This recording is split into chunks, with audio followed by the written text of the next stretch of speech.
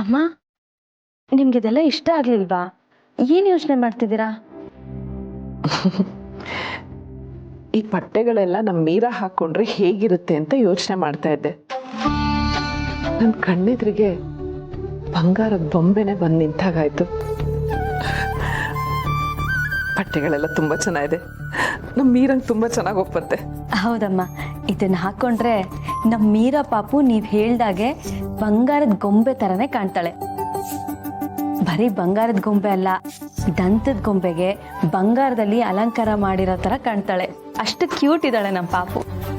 ದೀಪಿಕಾ, ನಿನ್ನ ಮಾತಿಂದನೇ ಗೊತ್ತಾಗ್ತಾ ಇದೆ ನಿನಗೆ ನಿನ್ನ ಅಕ್ಕನ ಮೇಲಿರೋ ಅಕ್ಕರೆ, ನಿನ್ನ ಅಕ್ಕನ ಮಗು ಮೇಲಿರೋ ಪ್ರೀತಿ ಮಮತೆ ಎಷ್ಟಿದೆ ಅಂತ. ರಾಧಮ್ಮ, ನನ್ನ ಮೀರಾನ್ ಯಾವತ್ತೂ ಪೂರ್ಣಿ ಮಗಳು ಅಂತ ಅನ್ಕೊಂಡೇ ಇಲ್ಲ. ಅವಳು ನನ್ನ ಮಗಳು ಕೂಡ. ನನಗಷ್ಟೇ ಅಲ್ಲ, ಈ ಮನೆಯಲ್ಲಿ ಅವಳು ಅಂದ್ರೆ ಎಲ್ಲರಿಗೂ ತುಂಬಾನೇ ಪ್ರೀತಿ.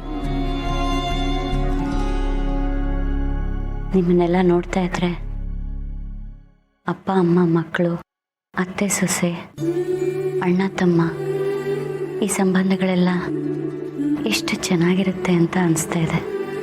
ರಾಧಾ ಅವರೇ, ಯಾಕೆ ಬೇಜಾರಾಗಿದ್ದೀರಾ? ನೀವು ಕೂಡ ನಮ್ಮೆಲ್ಲರಲ್ಲೊಬ್ರು, ನಾವು ನಿಮ್ಮವ್ರೆ. ರಾಧಮ್ಮ, ನಿಮಗೆ ನಿಮ್ಮ ಫ್ಯಾಮಿಲಿ ಬಗ್ಗೆ ಏನಾದರೂ ನೆನಪಿದ್ಯಾ? ಅಣ್ಣ ತಂಗಿ ಅಕ್ಕ ತಮ್ಮ ಯಾರಾದರೂ ಇದ್ದಾರಾ?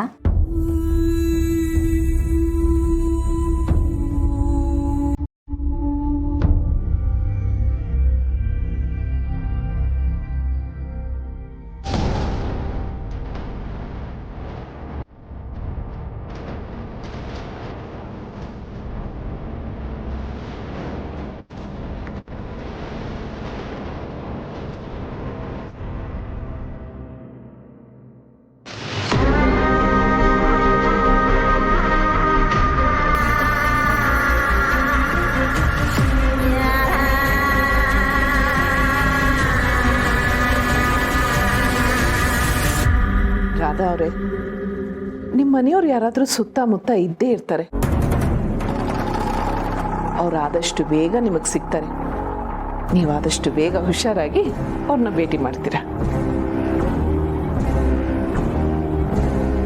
ಹೌದು ರಾಧಮ್ಮ, ನನ್ನ ಆಸೆ ಕೂಡ ಅದೇ.